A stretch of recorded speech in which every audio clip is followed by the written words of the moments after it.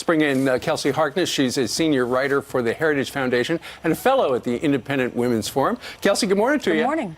Good morning. Okay, so let's start with the governor. This morning, the editorial board of the Washington Post is calling for Ralph Northam, who says that's not him in the picture. They're calling on him to quit anyway. Right. Well, if you follow the Democrats' own standards that they have mapped out for us, all three of them should resign. Specifically, the governor, it's important to remember where this controversy started with those infanticide comments, a very cavalier attitude towards a woman who is in the process of giving birth.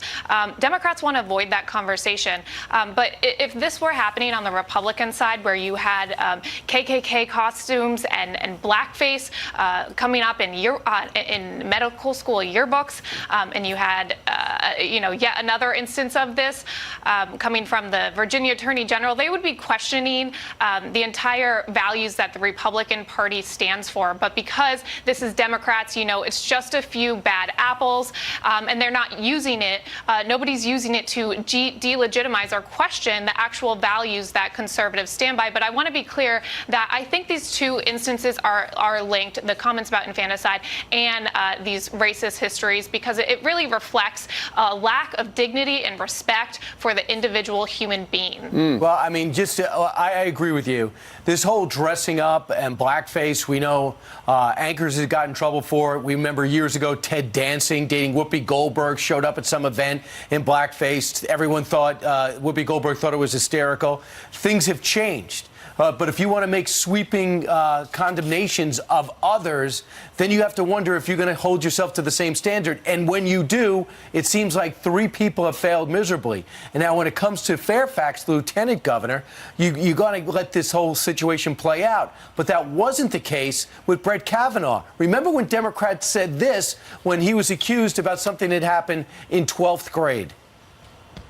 Not only do women like Dr. Ford, who bravely comes forward, need to be heard, but they need to be believed. I just want to say to the men of this country, just shut up and step up.